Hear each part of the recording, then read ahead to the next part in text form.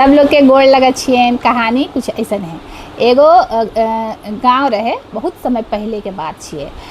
ये गांव रहे तो उमें एगो लोग रहतथिन, बहुत सीधा सरल और बहुत सच्चा भक्त रहतथिन। और उनका पहले की होत रहे, लोग शौच ला बाहरे जात रहथिन, काहे कि गांव घर में लोग शौचालय नहीं रखत रहथिन, तो लोग ज़्यादातर जंगल के तरफ चल जात रहथिन। तो वैसने एगो लोग रहखिन, तो वो रोज़ जात रहथिन जंगल में शौच करेला।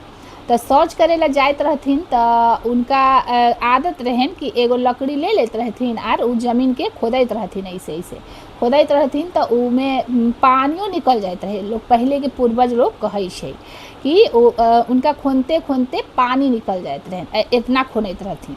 तो ऐसने करके उनका रोज नित्य के कर्म रहे है, वैसने करत रहथिन रोज। तो एक दिन की होलन कि उ ऐसे खोनत रहथिन, तो उनका एगो पित्तल के एगो थरिया दिखले। तो थरिया दिखले, तो उ थरिया उठा के देखलखिन ना, तो उनकर नीचे एगो घड़ा रहे। तो घड़ा रहे तो उमें बहुत सारा हीरा मोती सोना चांदी के बहुत सारा जेवर रहे। तो जेवर देखलखिन तो हुनका लोभ उभ नहीं रहे, बहुत सीधा सरल इंसान रहथिन।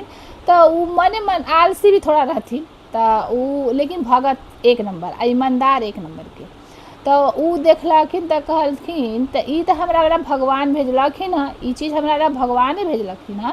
तो हियाँ से हम उठा के अपन घर काहे ले जाए, घर ले जाए नहीं, एहो भगवान हमरा घर पहुँचेबे करथिन, क्योंकि ई हमरे ला भेजलखिन ह।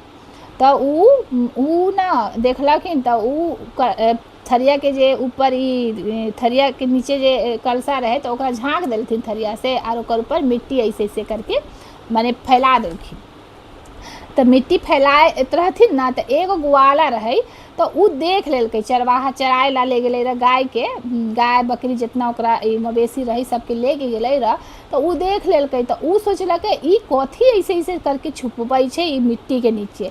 तो जैसे उ आगे बढ़ले, तो उ जाके चरवाहा मिट्टी के खून के देखलकै, तो एगो थरिया दिखलै। तो थरिया के देखलकै, तो बढ़िया से खून खान के देखलकै।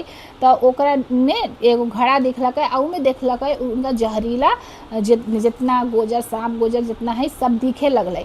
तो उ कहलकै, मने मन सोचलकै, अच्छा ई बड़ा दुष्ट आदमी है, बताहो तो अपना घर के जितना सांप गोजर जितना जहरीला जानवर है ओकरा एगो घड़ा में ला के थरिया से करके जमीन में रख देलकै है, ताकि जितना भी अतै चरवाहा सा ग्वाला सा अपना मवेशी के लेके ओकरा काट लेतै। तो बताहो तो बचतै। ई कितना दुष्ट प्रवृत्ति के इंसान है, एकरा सबक सिखाना जरूरी छिए। तो उ की करलकै, जितना जल्दी से झाँकलकै आ उ घड़ा लेके वो आदमी के पीछे पीछे चले लगलखिन।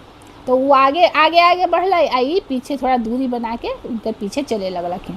तो गेलखिन, तो फिर उ की होलै कि देखलखिन उ घर में घुस गेल। तो बोलले उ ग्वाला जे रहे, उ सोचलकै एक इनकर छप्पर पर चढ़ गेलै, वह आदमी के छप्पर पर चढ़ गेलखिन। तो छप्पर पर जब चढ़ गेलखिन, तो उ सोचलखिन ग्वाला कि ई हम हुनकर घरे के अंदर डालबेन। तो घर के अंदर डाले में तो उ कपड़ा हटा देलथिन, और उ घड़ा के उझल देलथिन, घड़ा के उझल देलथिन। उनका नज़र में उ सांप गोजर रहे, भगवान के चमत्कार देखतथिन कि उ वही चीज़ रहे। तो उनका ला सोना चांदी हो गेलै, हीरा मोती।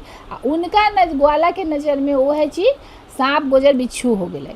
तो उ सांप गोजर बिच्छू सोच के ओकरा उझल देलकै, आ ओकरा घर में सोना चांदी हीरा मोती के बरसात हो गेलै। वैसने उ चिल्लैले कि भगवान दै छिन तो छप्पड़ फाड़ के दै छिन।